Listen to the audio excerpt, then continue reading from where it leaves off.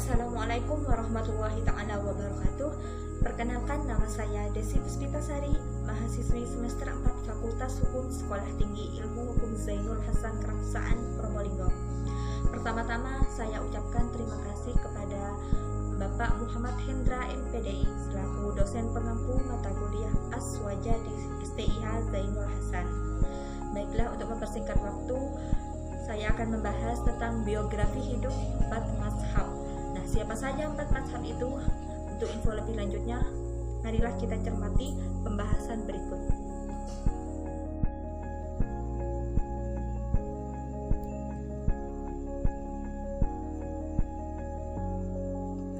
Di sini ada beberapa rumusan masalah. Yang pertama, bagaimana profil hidup mazhab Hanafi? 2. Bagaimana profil hidup mazhab Maliki? 3. Bagaimana profil hidup mazhab Syafi'i?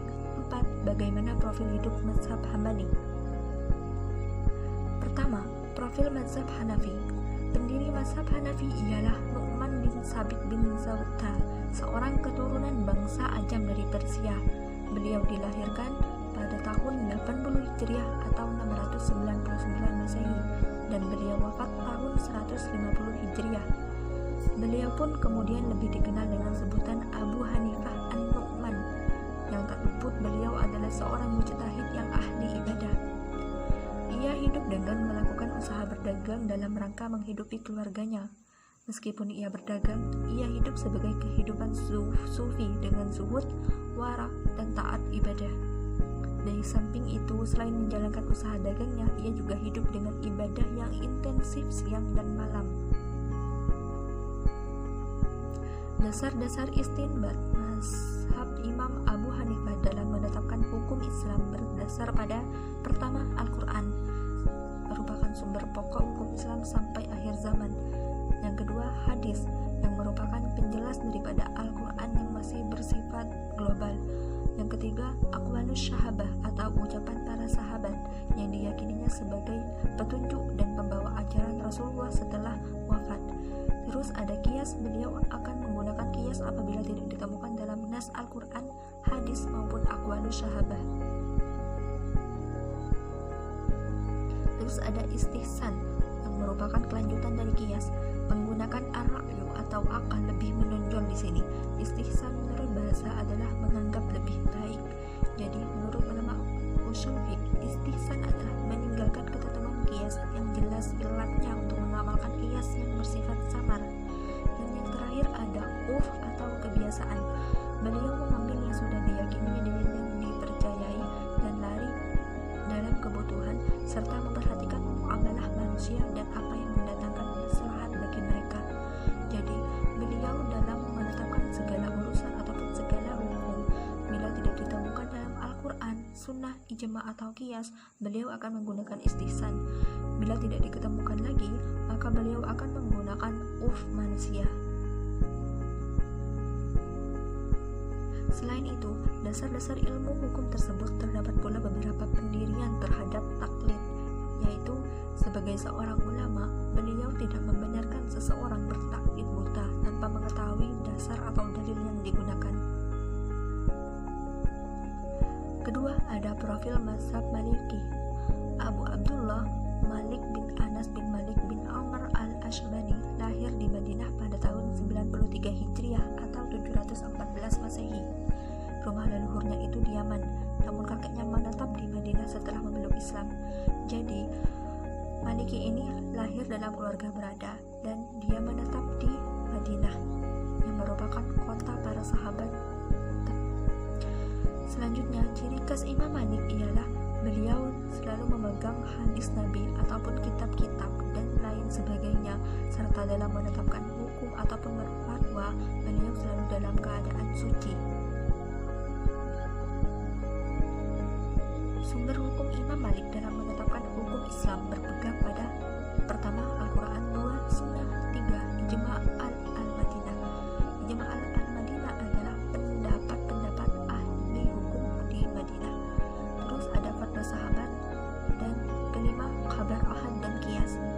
Namun Imam Malik tidak mengakui kabar ahad sebagai sesuatu yang datang dari Rasulullah. Walaupun kabar ahad itu bertentangan bertentangan dengan sesuatu yang sudah dikenal oleh masyarakat Madinah, dan sekalipun itu hasil dari istinbat, terkecuali kabar ahad tersebut dikuatkan oleh dalil-dalil yang qat'i, maka beliau bisa menerimanya. Dan kebanyakan Imam Malik lebih menggunakan qiyas. Kemudian ada al-istihsan, ada al-maslahah al-mursalah, kemudian ada sad al-zara'i, kemudian ada istishab, kemudian dan terakhir syar'u man qablana. Ketiga ada profil mazhab Syafi'i. Abu Abdullah Muhammad bin Idris Asy-Syafi'i atau Muhammad bin Idris Asy-Syafi'i atau akrabnya dipanggil Imam Syafi'i itu lahir di Gaza, Palestina tahun 150 Hijriah atau 767 Masehi dan wafat di Fustat, Mesir tahun 204 Hijriah atau 819 Masehi. Beliau adalah seorang mufti besar Sunni Islam dan juga pendiri mazhab Syafi'i. Imam Syafi'i pun tergolong kerabat Rasulullah dari Bani Muthalib, yaitu keturunan dari Al-Muthalib, saudara dari Hashim yang merupakan kakek Nabi Muhammad. Salah satu kelebihan dari Imam Syafi'i ialah pada usia 9 tahun, beliau telah menghafal seluruh ayat Al-Quran dengan lancar. Bahkan beliau sempat 16 kali menghatamkan Al-Quran dalam perjalanannya dari Mekah menuju Madinah. Jadi, beliau ini memiliki kecerdasan yang luar biasa, daya ingat yang luar biasa. Karya tulis Imam Syafi'i meliputi Ar-Risalah, Al-Hujjah, dan lain-lainnya. Dalil-dalil hukum yang digunakan Imam Syafi'i dalam istinbat hukum atau menetapkan hukum yaitu Al-Quran dan Sunnah, ijma' dan qiyas serta at-takhir bila menghadapi ikhtilaf. Terus yang keempat ada profil mazhab Hambali. Pendiri mazhab Hambali ialah Al-Imam Abu Abdillah Ahmad bin Hanbal bin Hilal Az-Zadahili Asy-Syaibani. Beliau lahir di Baghdad pada tahun 164 Hijriah dan wafat tahun 241 Hijriah.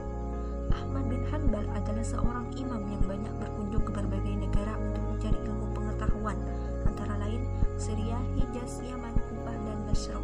Dan beliau dapat menghimpun sejumlah 40.000 hadis dalam kitab musnadnya. Jadi, sosok Hambali ini adalah sosok yang cinta akan ilmu, sehingga ia rela berjalan bermil-mil jaraknya untuk mencari ilmu. Sumber hukum dan metode istinbat Imam Ahmad bin Hanbal dalam menetapkan hukum adalah nas dari Al-Quran dan Sunnah yang sahih, fatwa para sahabat, hadis mursal dan hadis dhaif, qiyas, sad az-zara'i, dan kesimpulannya ialah pendiri mazhab Hanafi ialah Nu'man bin Thabit bin Zawha, seorang keturunan bangsa Ajan dari Persia, dan Abu Abdullah Malik bin Anas bin Malik bin Amr al-Asbahi ini adalah Imam Malik, imam kedua di mazhab keempat. Kemudian ada Abu Abdullah Muhammad bin Idris Asy-Syafi'i atau Imam Syafi'i yang merupakan mazhab ketiga. Kemudian ada pendiri mazhab Hambali yang merupakan mazhab keempat dan terakhir yang memiliki nama asli Al-Imam Abu Abdillah Ahmad bin Hanbal bin Hilal Az-Zadahili Asy-Syaibani.